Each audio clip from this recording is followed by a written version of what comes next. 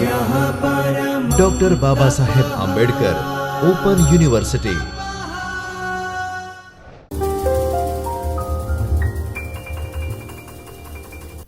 Good afternoon all. Welcome to Dr. Babasaheb Ambedkar Open University Ahmedabad video sessions, online video sessions on first year BA Main English and Subsidiary English subject. Here today we are going to discuss block number 3 and unit number 17. Unit 17, as it is written over here in this PowerPoint presentation, you can see that we are going to study Introduction to Literature, ENGM S for subsidiary, M for main, and 101, that is the code of our paper. We are going to discuss today literature, criticism and theory, unit number 17 of block number 3. So let's discuss all the three together in unit 17. Literature, criticism and theory. First of all, we should understand, as always we do, we must understand the meaning, the definition of literature. What is literature? Any particular write-up is considered to be the literature.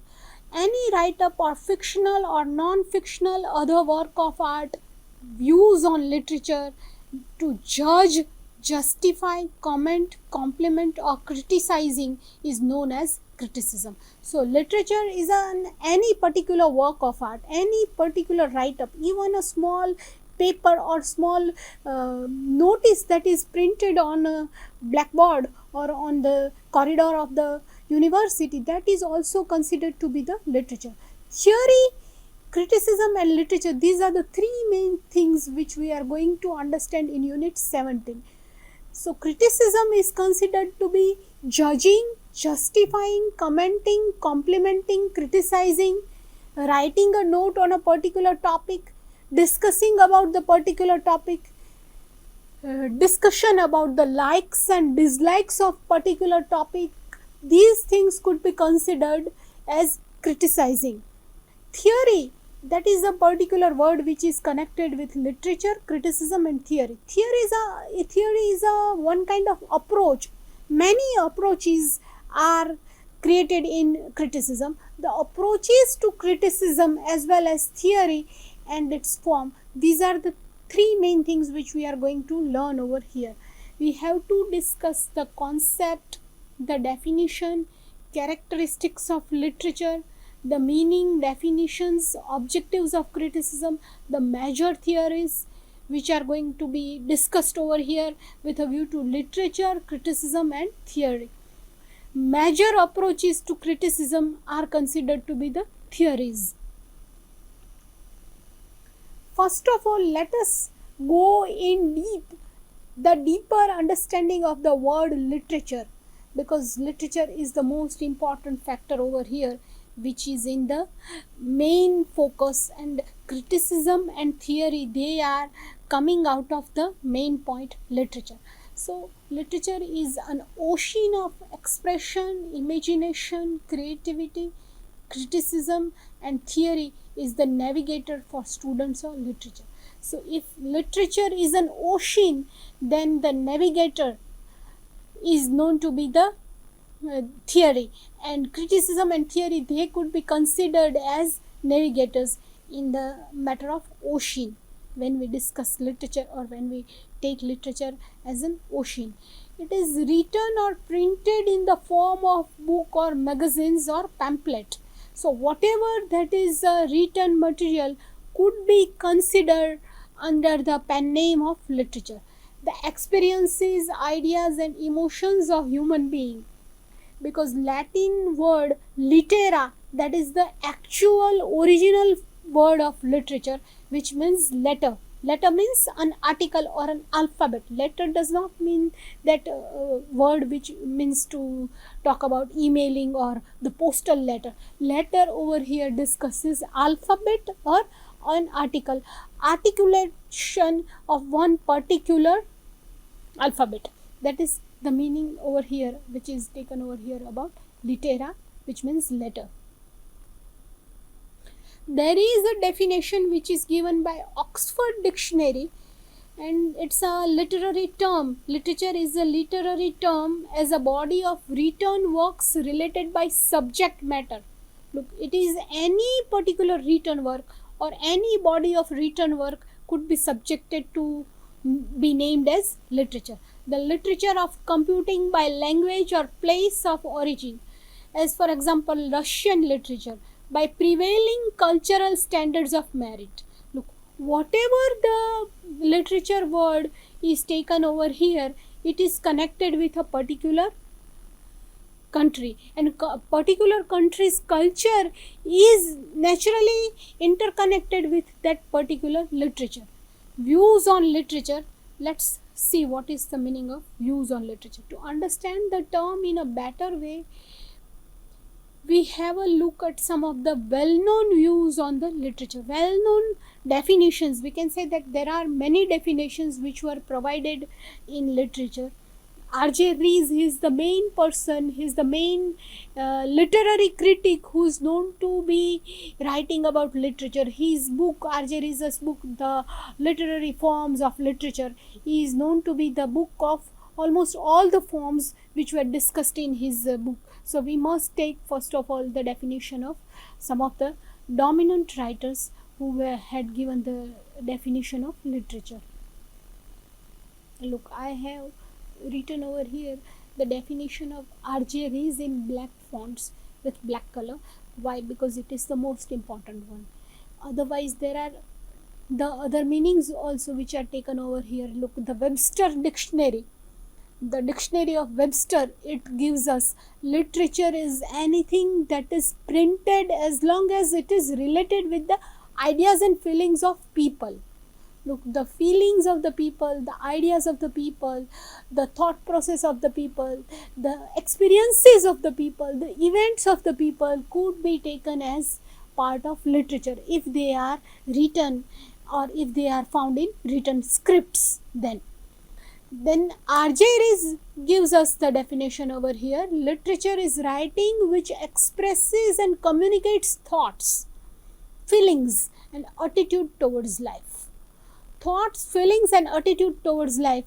These are three main things which are known to be the definition part of the literature, and it is writing which expresses and communicates thoughts. WordPress had given the definition of literature as it is a writing considered by critics and consumers a high quality and cultural value in which creative use of language is prominent. So it is writing which is considered by critics and consumers, and it should be a high quality writing with cultural value in which creative use of language is there. So it is not written in a simple day to day language, but there is hyperboles or there are jargons, there are metaphorical usages of the language. There would be the figures of speech could be taken in writing. So certain kind of write up is known to be the literature as per this definition. Literature consists of those writing which interpret the meanings of nature and life. Look, what is literature? That is the answer of nature of literature. How literature creates? That is the answer of life of literature. What and how? These are the two questions which provides us the definition of literature as a nature and life which are represented or which are reflected in literature. In words of charm and power touched with personality of the author in artistic forms of permanent interest. Henry Van Dyke. This is the definition which is given by Henry Van Dyke. It means that literature is one kind of reflection of the particular author also, because author when he writes, naturally his views, his personal likes and dislikes, his personal ideology, his experiences, his mindset would be reflected in his work of art. That is what is given over here in this definition. Ezra Pound has given us the definition of literature. Great literature is simply language charged with meaning to the utmost possible degree. Look, when the literature provides us the definition, gives us the ideology of language, simple language, and with proper meaning or with hidden meaning, then it is known to be the literature of possible degree, literature of high degree, literature of better quality. C.S. Lewis has given us the definition: literature adds to reality, it enriches the necessary competencies that daily life requires and provides in this respects. It irrigates the deserts that our lives have already become. So literature, he means to say, it's the process of unearthing the unplowed, unearthed fields. Features of literature, let us discuss the features of literature. It's a creative product, communicates reality of thoughts and experiences, criticism of life, life enhancing experiences, and it holds a mirror of the nature and society. There is a saying, if you know, in Argeris, that is the first line, which says that literature holds the mirror to the society. And naturally it happens, because what happens in society is reflected or written or represented in cinemas, films, movies, dramas, poetry, songs, as well as in books and novels. So that is why there is a saying that it holds a mirror of the nature and society. It makes familiar world unfamiliar. Look, whatever the things the person knows, those things are represented, or those things are rewritten in literature in such a way that it would certainly look unfamiliar. So there is a usage of literature which is showed over here as connotative in nature. That which is connotative in the sense, things which are much more emotional, much more sensible, much more sensitive, things which are very much touching, those could be considered the part of literature, connotative in nature. So literature is always emotional. Sometimes it happens it is sensible, and sometimes it happens that it is very sensitive. This is the feature of literature. According to German writer John Wolfgang von Goethe had given us the definition, or one of his quotation which we can say over here. It is about the decline of literature means the decline of nation. When the literature declines, parallelly, simultaneously, the nation also declines. Two things go parallelly. Why? Because literature is the main pole, it is the most important factor, it is the dominant factor of the society. A great literature is an embodiment of nation's custom and culture, artistic representation of the history of civilization, and document of society's evolution. What is this? It means that whatever the best kind of literature is representing or is reflected, it is merely the reflection of the society or the nation. As for example, we can take an example of Ramayana and Mahabharata. Ramayana and Mahabharata are the best example to show Indian culture, Hinduism, the religiousness, the people of India, the Hindu religion. Why? Because they are showing the custom, culture, they are written with artistic representation. There is the connection of the history of civilization also in Ramayana and Mahabharata, because Ramayana and Mahabharata basically show the story of civilized society, and those documents could be considered the document of society's evolution. Why? Because our society, how it developed. As for example, previously people were thinking that there were 4 kinds of yuga: Satyug, Dwapar Yug, Treta Yug, and now today we are in Kali Yug. So how these kinds of ideologies arrive? They are the part of literature. Whatever the literature is written, that literature could be the face of the nation, or it could be the mouthpiece of that particular nation. Literature transmits values, preserves ideas and traditions, and it is a source of pleasure. Look, 3 main things: it has values, it has ideology and tradition itself, and that is why it could be considered the matter of entertainment. So first of all, literature should be having values in the sense it should be didactic, full of didactic element. It preserves ideas and traditions. It means that there must be a pedagogical element in literature. And third important thing, it is a source of pleasure. Literature is a source of pleasure. It means that it is related with entertainment. So the ideology of art for the art's sake is reflected over here in the source of pleasure.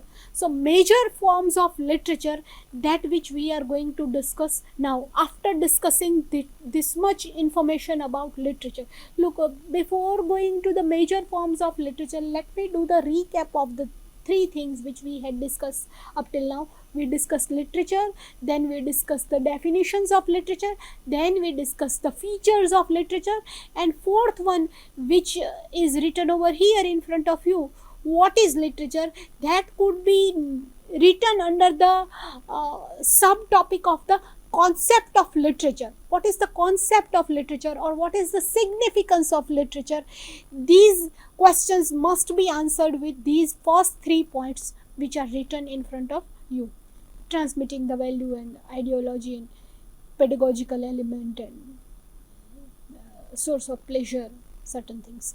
So now let's discuss the major forms of literature. Now, as we are going to discuss the forms of literature, naturally you should understand that we are going to discuss the genres of literature. First genre could be considered as epic, second one must be known as poetry, third could be considered as drama, fourth can be known as novels, fifth can be known as satirical writing, sixth can be discussed as essays. So these are the genres of literature, and that which we are going to discuss under the name of major forms of literature. So first one is written over here as types of poetry. So epic is the first type of poetry which is mentioned over here. An epic is a long poem narrating the deeds of heroic or legendary figures. There are plenty of features which could be written under the main name of epic. If you write the short note of epic, it would be of pages and pages, because there are hundreds of plenty of points of epics. That what is an epic? Epic is a longer descriptive poetry. It has many volumes. It is having hundreds of characters. The characters are having heroic values. The epic must be containing digressions. There are certain other digressional stories. The epic must contain the historical legendary heritage of the nation. Epic must contain the culture, power and heritage of the nation. Epic must represent the higher and greater value of truth, honesty, love, pity, kindness, sacrifice. Certain things are found in epic. Now let us discuss second point, ballad. Yes, ballad also comes under the main topic of poetry, under the main genre of poetry. It's a story in the form of a poem using dialogues which has been often orally transmitted. Look, ballad had developed, I think you know that it is discussed in RJ only. You should refer once, you must refer RJ once. In that particular book, there is a saying that ballad had developed under the tradition of one mouth to another mouth. The person is singing the ballad and another person listens to him, and after decades or after the next generation, the same ballad was transformed or given to the child. The father is singing the ballad, then the son sings the ballad, and the grandson also sings the same kind of ballad. So ballad had developed in a generational form from one mouth to another mouth. That's what's the actual originality and the structure of ballad. It is a story in the form of a poem using dialogues which has been often orally transmitted. Look, it is a part of oral tradition. The Rime of Ancient Mariner by Samuel Taylor Coleridge, that is very famous and you should read it if you get the time. Lyric. It is a poem expressing the mood, feelings of the poet. Lyrics are like sonnet, ode, elegy, etc. Stopping by the Woods on a Snowy Evening by Robert Frost. Lucy Gray by William Wordsworth. The Sands of Dee by Charles Kingsley. And there are many other lyrics which could be mentioned over here. As for example, the most favorite lyric of Emily Dickinson, you might have heard, if I can stop one heart from aching, I shall not live in vain. So these kinds of lyric poetry were under the main genre of poetry in literature. Then sonnets. Naturally, sonnets were written by Yatt and Surrey, if you know them. And origin is found in Italy. 14 lines writing, that is basically the structure of the sonnet. Ozymandias of Egypt by Shelley, that's a very famous sonnet which is in a romantic literature. It comes under the romantic literature. And there is one famous sonnet of Milton also, that is named as On His Blindness. So these are the things which you must analyze in some of the categories. First of all, you should write the big name, main name as poetry, and after that main name poetry, you must categorize epic, then sonnet, then ballads, then lyric poetry, then odes, and in that way you should do the categorization, and you must make a chart or a table for representing all these genres of poetry in your answer in examination. Look, odes, they are also the part of poetry. They are odes addresses to the abstract entity. Ode to West Wind, ode on a Grecian urn, ode to the skylark, ode to Psyche, and ode to the nightingale. These are various odes which were written by the romantic writers. And afterwards there comes elegy, a poem to commemorate or lament the death of someone. Look, elegy is written generally after the death of a person. As for example, you might know Tennyson had written his one of the elegy in memoriam, one of the poetry, and in which he had written the whole lamenting poem for the sake of memorizing his friend who had died. His friend was Arthur Henry Hallam, and because of his death, Tennyson had written this poetry in memoriam. So these are the things which are written to show the feelings of death. Elegy is one kind of poetry which commemorate and lament the death of someone. In Adonais, Shelley mourns the death of Keats. Then in Lycidas, Milton laments the death of Edward King. And there are many kinds of elegies which were famous in romantic literature that you must refer when you go for the topic of elegy.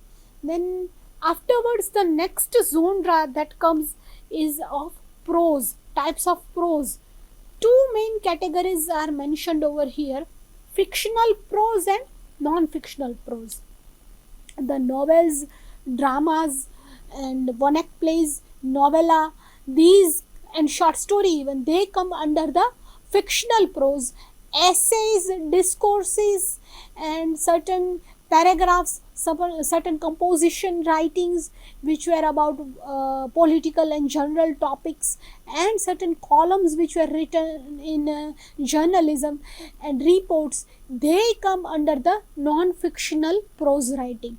So let us go for, first of all, we have to go for fictional prose writing and discuss it over here. Look, the novels are known to be a narrative with no specific rules regarding length, structure, or form. Look, I haven't found any particular novel which could be considered as the perfect novel regarding the length or structure or the form. Novel is a free kind of a writing. There may be 200 pages novels, or there may be volumes and volumes of novels. So it isn't bound in a particular structure or form. The most thriving form of novel is from it has developed from Fielding till Arvind Adiga. Right now we can say that in Henry Fielding's novel Tom Jones and the novel of Joseph Andrews, it was during 1707, and till today in 2022 we can see that there are many Indian English novels, the novels of Amish Tripathi or the novels of Namita Sen or the novels of Ravinder Singh, Preeti Sen Gupta, then Preeti Shenoy, Arvind Adiga. These are the famous novels which are written in a contemporary period of time right now. So this is the thing which could be considered in the fictional prose. Now let's go for the other parts of short story. Yes, short story and drama, these two, and even one act play, all the three forms are considered to be the fictional forms. So let us discuss it, and afterwards we shall switch to the non-fictional prose. The short narrative focusing on sudden twist and change in the end with little number of characters. The first important definition of the short story, that which we have already taken in unit number in the discussion of unit number 3 and 4, which we had taken in compulsory English. There we discussed the short story, and even in unit 9 and 10 we discussed essays. So we don't want to do the repetition, but we can understand that it is a short sudden twist is necessary and short narrative.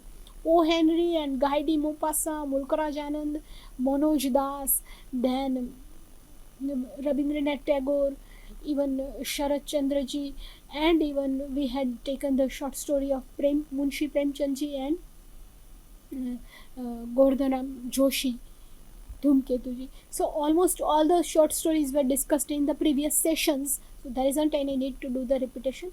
Then let us discuss the form of drama. The performance and action matters a lot. History, play, tragedy, comedy and romance, these are different kinds of trajectories which are found in drama, in the form of drama. Macbeth, Shakespeare, Dr. Faustus and Marlowe's Christopher Marlowe's dramas were very much famous, and as you know, nowadays in the 20s and 1990s we can write the name of Nagmandal by Girish Karnad, and there is a famous name which is very much famous in Indian English writing, that is Vijay Tendulkar's drama, and Mahesh Dattani is also a big name in Indian English dramas. So we can go for that afterwards in deep in the next to next sessions. Then one act play, as indicated by its name, it is a play of one act only with many scenes, like the dramatists which are mentioned over here, or the playwrights of one act plays are Anton Chekhov, Samuel Beckett and Arthur Miller. If you know, Anton Chekhov had written the one act play which is named as The Marriage Proposal, and there is another one act play also which is very famous, The Monkey's Paw, and Samuel Beckett's Endgame, which is also very famous.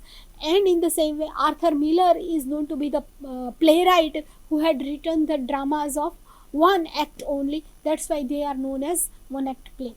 Then essays. Essays are already discussed in the last session, which we had discussed about J. Krishnamurtiji's essay, The Purpose of Life, and we discussed in that last session the essay of A.G. Gardiner on the rule of the road.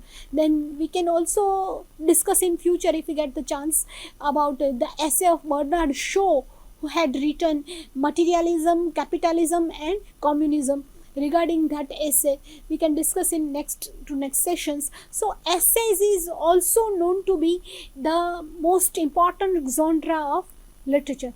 As up till now we discussed literature, the definitions, its features, then we discussed the genres of literature, continuing from epic, poetry, odes, elegy, lyric poetry, sonnets. Then we discussed drama, one act plays, essays, and finally we had reached to the biographies. Stephen Greenblatt had written the biography of how Shakespeare became William Shakespeare as the biggest dramatist. So that's a very famous biography. Even you can refer to the biography of Jawaharlal Nehru also, and there are many autobiographies of great politicians. If you read the autobiography of Mahatma Gandhi ji, My Experiments with Truth, that's very famous, and it is the best example of autobiographical writing in literature genre. Now literature, all about creative delineation of a topic and connotative by nature. So every particular work of art or any kind of a writing, there would be naturally a creative depiction, a creative elaboration of the topic, and there would be a connotative representation of nature. So these are the two main things which you must remember. Now let's go for the criticism. What is the actual meaning of the criticism? To criticize, to critique, to comment, to compliment, or to judge or justify, that is known as criticism. To understand, study, analyze, to interpret, these are also the words which could be basically explained for the word criticism. To understand the work of art, to study the work of art, to analyze the work of art, to interpret about that particular work of art, that is criticism. For writer, criticism is a feedback.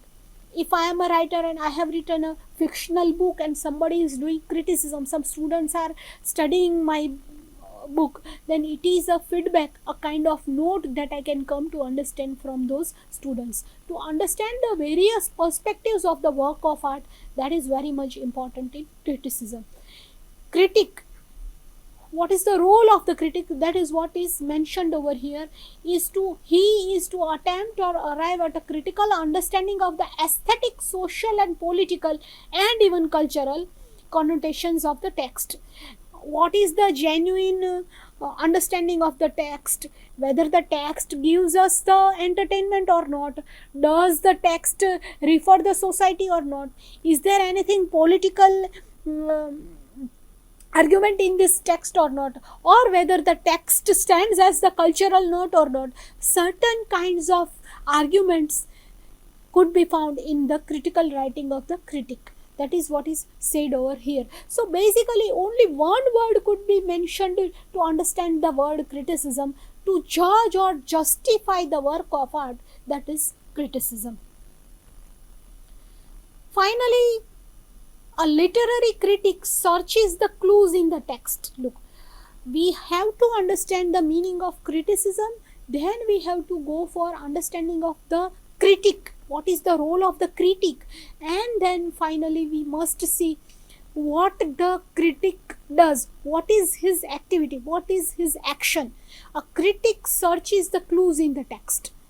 As for example, if this is the text, the critic would try to find that what are the clues, what are the whereabouts, or what are the certain kind of relative words, or what are certain implementation which could be kept in the which could be taken out from the text. The text is a literary work or critical work, so the text becomes the part of critical or literary work.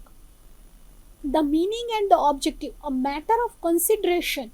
Meaning and objective are also the representation of the critical work which is written. Judy Reeves, she says over here, the difference between critique and criticism is vast. If a person is a critic, if he writes many critical ideologies, then his criticism would be certainly different from his write-up. Critical examination or review of merit of something to make a judgment, views on literary criticism. These are the things which we are going to learn in the next session. The main next session's point would be, central point would be literary criticism. Goodbye. Thank you.